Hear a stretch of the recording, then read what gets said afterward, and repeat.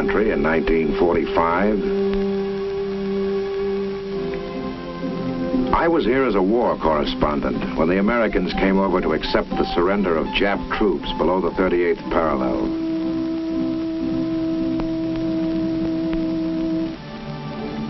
I remembered how restful the green rice paddies looked. The peaceful villages and towns like Tejon. It didn't amount to much, like any small town anywhere, but it was home to these people. Seoul was different. It was a big town, the capital city, with 1.5 million people. And they were all gay. Seoul was celebrating freedom after 40 years of Jap rule, of Russian interference under the Tsars, and centuries of Chinese domination.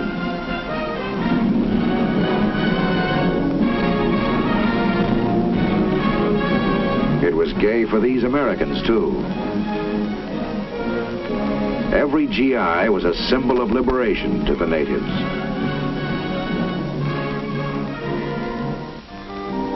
I learned something about Koreans.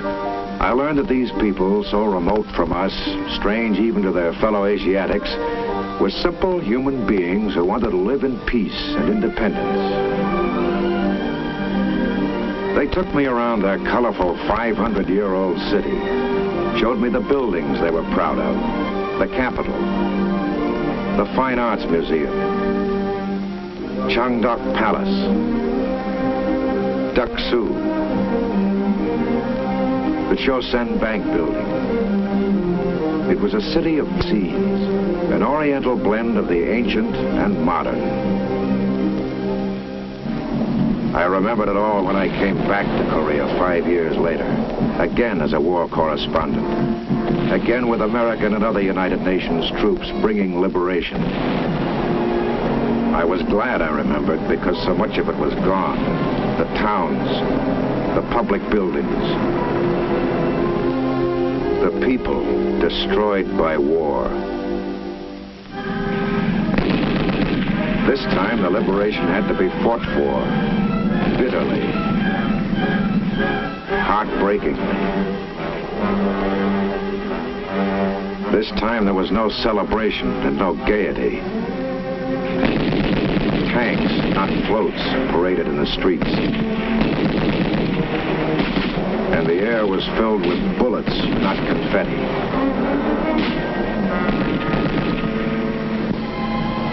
For months, death and destruction ran amok in Korea.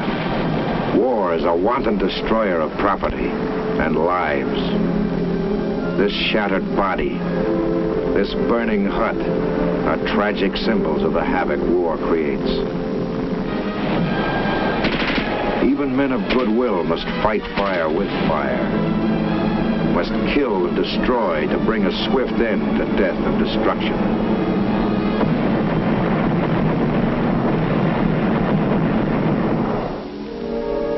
Our soldiers learned early, however, that in this battle there were terror and savagery. These were their comrades in arms, prisoners of the communists, shot with their hands tied behind their backs near Wegwan. This was Tejon, when our counterattacking forces breaking out of their Pusan bridgehead retook the town, what there was of it. Tejon was razed, leveled, for Manila or Warsaw. These men, women, and children were not killed accidentally in the heat of battle. They were murdered, cold-bloodedly, deliberately. Butchered to spread terror, to warn the survivors that if you didn't let the communist monster swallow you alive, he'd rather have you dead. The horror of Tejon was only a pale reflection of Seoul, where a great city, the heart of a nation, was ravaged. Brilliant leadership and the hammer blows of a great fighting team, the Navy, Air Force, Army, and Marines, working with with other United Nations forces, had snapped the spine of the North Korean aggressor. The enemy was paralyzed, but communist fanaticism was determined that if it must perish, it would destroy what it could. Devouring these brave men, slaughtering the innocent,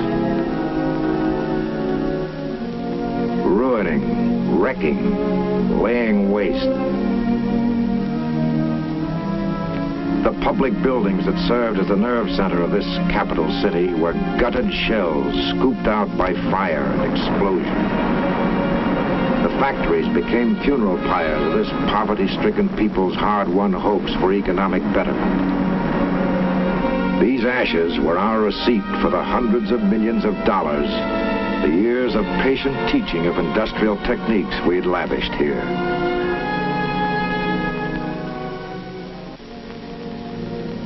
But Seoul was not unique, any more than Daejeon. Our troops advancing from north and south found that only the place names were different.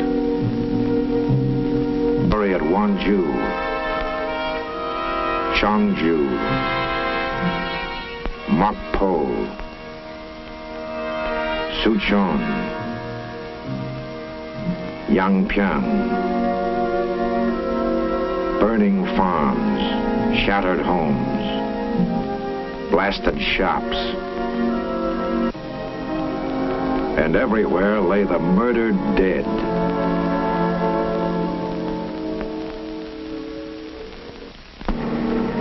The scenery of destruction is monotonous. Atrocity stories keep repeating themselves.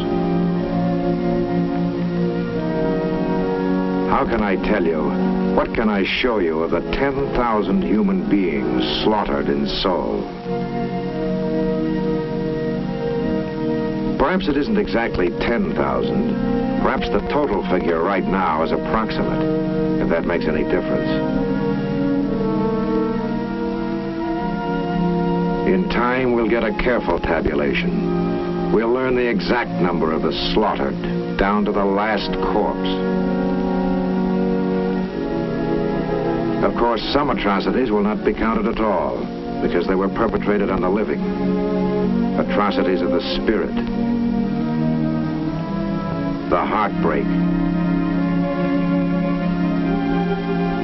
The shattered families. The broken lives. All the dead, however, will be certified by the United Nations Commission on Korea. Each case will be thoroughly documented.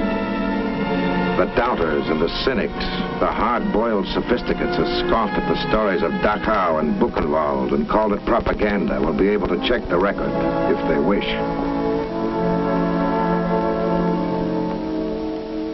The slayers of our soldier dead, 1 out of every 20 Americans were killed as prisoners of war, will be remorselessly tracked down wherever possible and brought to judgment. But what of the greatest atrocity of all, the instigation of this wanton war? What of the cynical murderers who ordered it? What penalty for them?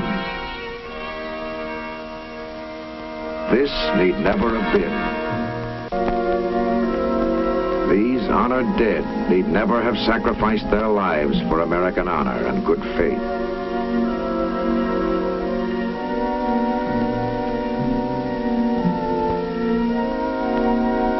These cities, these homes need never have been destroyed. These primitive North Koreans, these misguided fools, need never have been led to the slaughter. Their minds and emotions set ablaze by false promises and giant lies, perverted by those who would make all mankind their dupes in their lust for world control. This communist imperialism is the real criminal. Its crime in Korea was a mistake, a costly one. Not for them, for us. We paid, and the people of Korea paid. because we refuse to see the criminal threat.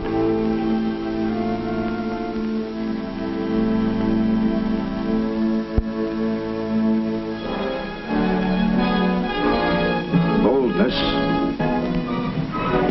skill, and fighting heart defeated the threat in Korea.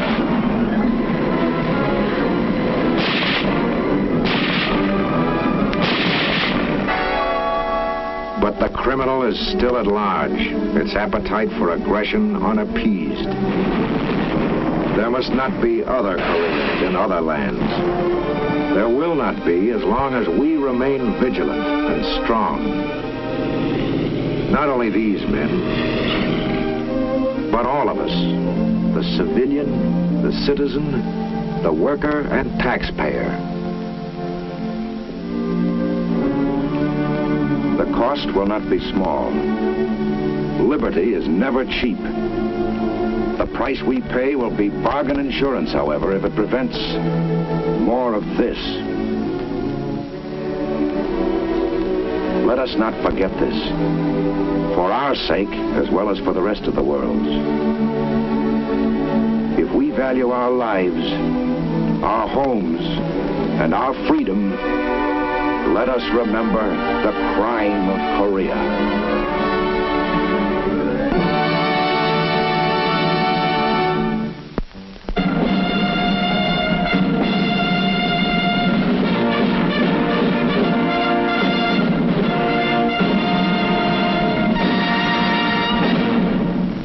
My name is Eric Johnston. I have seen the crime of Korea. I don't like, and I don't imagine that you like, what you saw and heard and thought. None of us likes war or the terrible horrors and disaster that war brings. When I saw them, I wanted to do something. I wanted to do something that counted, that helped, and I wanted to do it now. I suppose that's a natural reaction for any American. When we Americans see something we don't like, something we believe is wrong, something we consider a crime against mankind, we want to act. We want to put a stop to what's wrong. That's the kind of people we are. Our fighting men, your fighting men in Korea, have been doing this part for many months, for so many long months. But what about the rest of us? The fighting aggression and the threat of aggression isn't a job just for our soldiers, our sailors, our Marines, and our airmen. It's our job, too, because our security, our freedom, and our lives depend upon this nation's ability to meet aggression wherever it may strike. Our ability to halt aggression anywhere, here perhaps, will depend on how rapidly, how effectively we rearm and become strong again. We must be ready for it at any moment. We can't all work in defense plants. We can't all build guns and planes and ships and tanks, nor can very many of us serve in the armed forces. But we all can take a part in the national defense program.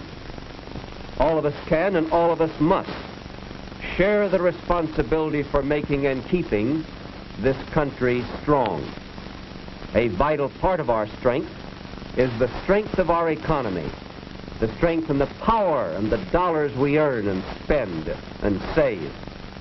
Each of us can share in two jobs, paying as we go for our arsenal of defense and building as we go the strength of our dollars.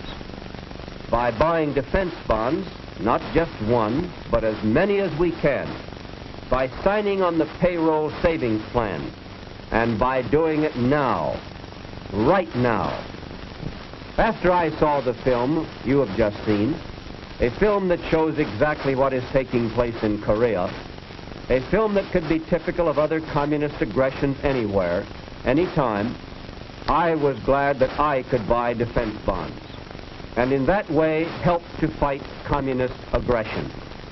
Fighting with bonds today can help prevent crimes like the crime of Korea from taking place elsewhere and even here tomorrow. You can fight for your future today by joining America's Defense Bond Army.